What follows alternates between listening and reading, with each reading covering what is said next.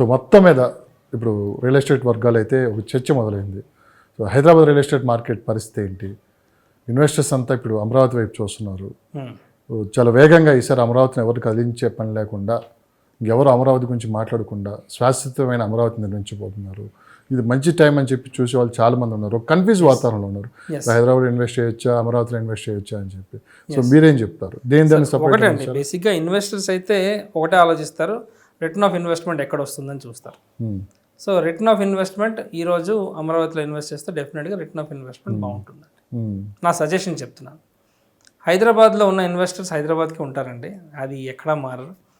చాలా వరకు investments end users ఎక్కువ ఉన్నారు మన హైదరాబాద్లో. 80% వరకు ఎండ్ యూజర్స్ ఉన్నారండి. అంటే సొంతంగా కొనుక్కొని కట్టుకున్న వాళ్ళు, సొంతంగా కొనుక్కొని ఉన్న వాళ్ళు ఎక్కువ ఉన్నారు. సో 80% మార్కెట్ అదేనండి. 20% మార్కెట్ అయితే వాళ్ళు ఆలోచిస్తారు డెఫినెట్గా నా ఇన్వెస్ట్మెంట్ ఎక్కడ రిటర్న్స్ ఎక్కువ వస్తాయని. So Amaravati is the good option అని చెప్పొచ్చు నేను. బట్ మార్కెట్ అయితే హైదరాబాద్కి అసలు ఎటువంటి ఎఫెక్ట్ ఉండదండి. సో హైదరాబాద్ గురించి మనం డిస్కషన్ చేసుకుందాం. తెలంగాణ మార్కెట్ అసలు హైదరాబాద్కి ఏమైంది 1 year నుంచి ఒకసారిగా? ఓన్లీ అండి ఎలక్షన్ అండి. ఎలక్షన్లు మీరు అన్నది కరెక్టే సార్. మన ఎలక్షన్ అని 1 year నుంచి మాట్లాడుతున్నాం.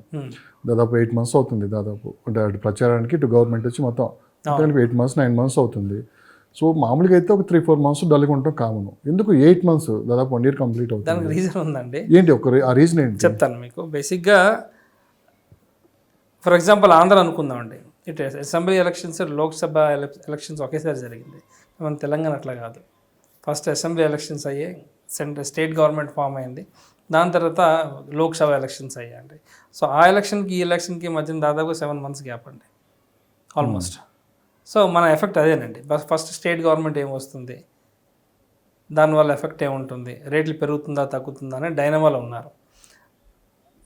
గవర్నమెంట్ ఫామ్ అయింది, దాని తర్వాత అసలు సెంట్రల్ పరిస్థితి ఏమిటి, అంతే కదండి. సో లోక్సభ ఎలక్షన్స్ ఏంటి పరిస్థితి. సో ఈ ఎలక్షన్స్ ఎఫెక్ట్ కూడా మనకి కొంచెం రియల్ ఎస్టేట్లో పడ్డదండి.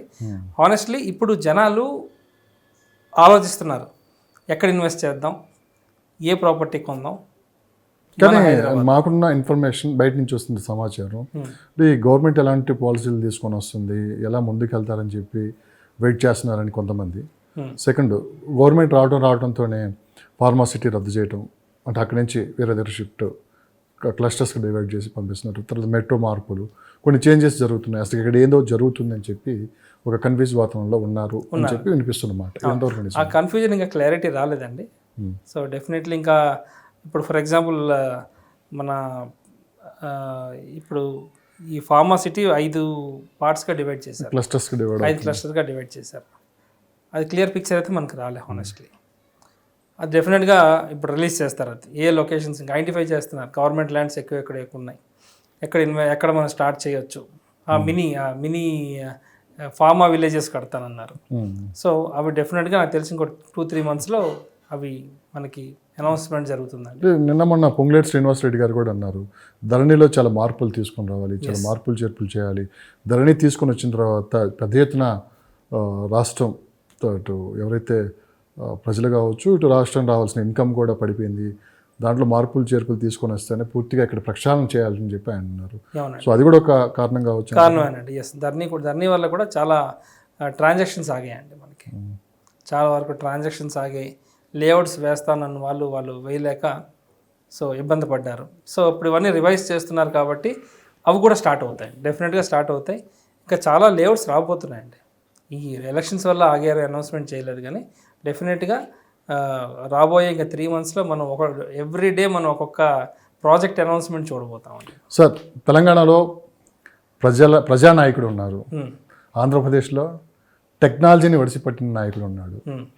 2 రాష్ట్రాలు ఇప్పుడు రియల్ ఎస్టేట్ తీసుకున్నాయి. ఎందుకంటే ఏదైనా సరే కంపెనీస్ వస్తేనే కదా భూముల రేట్లు పెరగటం, ఇన్వెస్ట్మెంట్స్, మన ఆర్థిక పరిస్థితి కూడా కొంచెం పెరగాలంటే అదే కదా. కాబట్టి సో మరి ఇద్దరు పాలసీలు ఎలా ఉండబోతున్నాయి, ఇటు తెలంగాణ కావచ్చు, ఇటు ఆంధ్రాలో కావచ్చు. సో ఎలా వీళ్ళు ముందుకు వెళ్తారండి? ఒకటి మనకి అంటే ఇంట్రెస్టింగ్ ఇదేంటంటే ఇద్దరు కలిసి వర్క్ చేస్తారండి. ఒకప్పుడు కలిసి వర్క్ చేశారు, ఇప్పుడు కూడా డెవలప్మెంట్స్ వాళ్ళు డెఫినెట్గా కలిసే పనిచేస్తారండి. సో అంటే ఆపోజిషన్ అనేది లేదు ఇప్పుడు. ఒకప్పుడు సేమ్ గవర్నమెంట్లో ఉండి వర్క్ చేశారు. మన సీఎం కూడా ఒకప్పుడు టీడీపీలో ఉన్నారు, ఇప్పుడు కాంగ్రెస్కి వచ్చారు. సో బట్ వాళ్ళకి మంచి కెమిస్ట్రీ ఉందండి చంద్రబాబు నాయుడు గారికి ఇటు రేవంత్ రెడ్డి గారికి. సో ఫ్యూచర్ డెవలప్మెంట్స్ కూడా అంటే ఈ రోడ్డు ఎనీహౌ 6 లేన్ వస్తుంది అన్నారు, ఆల్మోస్ట్ చాలా వరకు 6 లేన్ వేశారండి. నేను చూశాను రెగ్యులర్గా, నేను ఆ ఏరియా నేను అక్కడ ట్రావెల్ చేస్తుంటాను. సో రోడ్ వైజ్గా బాగా డెవలప్మెంట్ వచ్చింది, ఇన్ఫ్రాస్ట్రక్చర్ కూడా ఇప్పుడు స్టార్ట్ చేస్తున్నారండి. ఓకే. సో ఇప్పుడు అంటే ఎగెనెస్ట్ గవర్నమెంట్లు కాదండి, అంటే వాళ్ళు సపోర్ట్ చేస్తూ గ్రో అవుతున్న గవర్నమెంట్ అండి. డెఫినెట్గా ఈ లొకేషన్స్ అయితే బాగా గ్రో అవుతుందండి. Gachibowli, Cyberabad city, hitech city, Kokapet, మొత్తం ఈ ప్రాంతాలన్నీ చంద్రబాబు నాయుడు గారు ఎప్పుడైతే హైటెక్ సిటీ ఇక్కడ అనౌన్స్ చేశారో ఒక్కసారిగా భూమి వచ్చేసింది. అవునండి. చంద్రబాబు నాయుడు గారు ఒక విజన్తో పనిచేశారు, ఆ రోజు పెద్ద పెద్ద కంపెనీస్ రావటం, ఒక్కసారిగా భూమి రేట్లు పెరిగింది. సో ఇదే ఫార్ములా ఆంధ్రప్రదేశ్లో కూడా ఆయన ప్రవేశపెట్టే అవకాశం ఉంది. డెఫినెట్గా ఉందండి. సో చాలా సాఫ్ట్వేర్ కంపెనీలు అటు రాబోతున్నాయి. ఐటీ మినిస్టర్గా లోకేష్ బాబు గారు ఉన్నారు. అవునండి. సో ఇలాంటి సిటీలు అటు అమరావతిలో ఎటువైపు రాబోతున్నాయంటే గన్నవరం వైపు వస్తాయండి డెఫినెట్గా మనకి. గన్నవరం వైపు అసలు ఎలా ఉంది సార్ మార్కెట్ గన్నవరం వైపు? అంటే మీకు ఎగ్జాక్ట్గా నేను ప్లాట్ రేట్స్ చెప్పలేను, అక్కడ అపార్ట్మెంట్స్ అయితే చాలా వరకు నేను చూశానండి, వస్తున్నాయి. కొత్త ప్రాజెక్ట్స్ రాబోతున్నాయి, విల్లా ప్రాజెక్ట్స్ రాబోతున్నాయి, ప్లాటింగ్ ప్రాజెక్ట్స్ కూడా ఇప్పుడు స్టార్ట్ చేయబోతున్నారండి. గన్నవరం చుట్టూ ఒక 5 కిలోమీటర్స్ 7 కిలోమీటర్స్ రేడియస్లో మనకు చాలా ప్రాజెక్ట్స్ అనౌన్స్ చేయబోతున్నారండి. సో నాకు తెలిసి ఒక 25,000-30,000 అయితే ప్లాట్ ఉంటుందండి పర్ స్క్వేర్ యార్డ్. సో ఇంత మించిన సిటీలు అక్కడ డెవలప్ అయిపోతున్నాయి అంటే టైం పడుతుంది, ఇది 25 years పట్టింది. అవును, ఏది ఈ స్థాయికి రావడానికి. సో అంటే అప్పుడైనా టెక్నాలజీ లేదు, ఇప్పుడు అంత టెక్నాలజీ పెరిగింది కాబట్టి ఆటోమేటిక్గా ఇంత టైం కూడా పట్టకపోవచ్చు అక్కడ అంటున్నారు.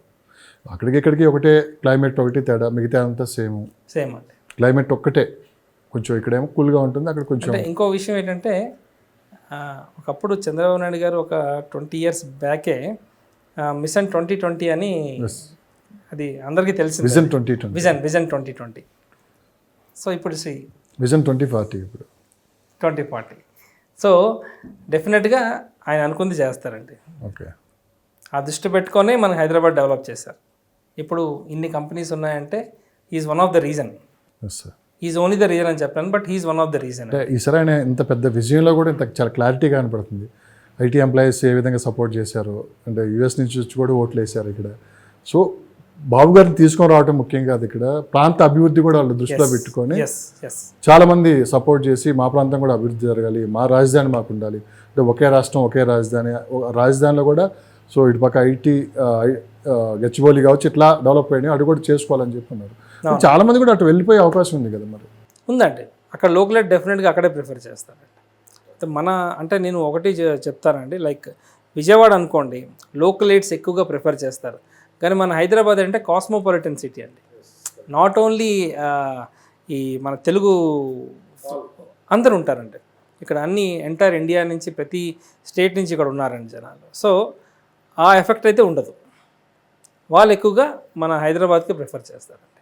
సో ఫైనల్గా అయితే ఇప్పుడు విజయవాడ హైవే కావచ్చు, అమరావతికి ఒక 20-30 కిలోమీటర్ల పరిధిలో ఇన్వెస్ట్ చేసే వాళ్ళకైతే, లాంగ్ టైం ఇన్వెస్ట్ చేసే వాళ్ళకైతే మంచి ఒక 5 years తర్వాత మంచి రిటర్న్ అయితే వస్తాయి. లేదంటే అక్కడే వాళ్ళు ఓన్గా సొంత కన్స్ట్రక్షన్ చేసుకునే సరే రెంటల్ మనకి ఇన్కమ్ కూడా ఉంటుంది కాబట్టి, అంటే అక్కడ ఇన్వెస్ట్ చేసే బాగుంటుంది అంటారు మీరు. అంతేనండి. సో ఇప్పుడు అక్కడ ఇన్వెస్ట్ చేయొచ్చు అంటారా? డెఫినెట్గా చేయొచ్చు. అంటే నా చిన్న సజెషన్ ఇస్తాను, ఏదో ఒక చిన్న 200 గజాలు కొని ఇల్లు కట్టించుకుందాం అని కాకుండా ఫ్యూచర్లో రిటైర్మెంట్ ప్లాన్ చేసుకోవచ్చండి ఈరోజు అమరావతిలో ఇన్వెస్ట్ చేస్తారు. అది ఎలాగంటే, ఫర్ ఎగ్జాంపుల్ నేను ఒక 600 గజాల స్థలం కొన్నాను, డెఫినెట్గా ఫ్యూచర్లో ఇంకా 5 years తర్వాత చాలా ఎంప్లాయ్మెంట్ కంపెనీస్ చాలా వస్తాయండి. సో హౌసెస్ అయితే రిక్వైర్మెంట్ ఉంటుంది. అప్పుడు సపోజ్ నేను 600 గజాలు కొన్నాను అనుకోండి, నేను 15-20 ఇళ్ళు కట్టుకోవచ్చు, 2 bedroom ఫ్లాట్స్. సో రెంటల్ నాకు దాదాపుగా ఏమీ లేదన్నా 3 లక్షలు వస్తుంది. ఓకే. సో ఇదొక ఎగ్జాంపుల్ చెప్తున్నాను మీకు. ఓకే. ఎందుకంటే ఆ సిటీ ఇంకా డెవలప్ అవుతుంది, సిటీలో ఇంకా ఎంప్లాయ్మెంట్ లేదు. డెఫినెట్గా నెక్స్ట్ 5 yearsకి హ్యూజ్ ఎంప్లాయ్మెంట్ రాబోతుంది. ఈరోజు కానీ కొంచెం పెద్ద స్థలం, కష్టమో నష్టమో, ఒక 500 గజాలు 600 గజాలు తీసుకొని ఉంచుకుంటే డెఫినెట్గా అండి ఒక చిన్న మినీ సైజ్ అపార్ట్మెంట్ కట్టవచ్చు. ఓకే. మంచి రెంటల్ వస్తుంది. చూద్దాం భవిష్యత్తులో ఎలా ఉంటుంది జరగబోయేది. ఏ విధంగా ఉంటుంది అనేది కాలమే నిర్ణయిస్తుంది. ఎందుకంటే ఇప్పటికే గవర్నమెంట్ కూడా 2.5 సంవత్సరంలో అమరావతి నిర్మిస్తూ ఉంటున్నారు. మరి ఇన్వెస్టర్స్ ఏ విధంగా అటువైపు చూస్తారు, హైదరాబాద్ మీద మరి ఎఫెక్ట్ ఉంటుందా ఉండదు అనేది కాలమే నిర్ణయిస్తుంది. Thank you sir, thank you so much. నమస్తే.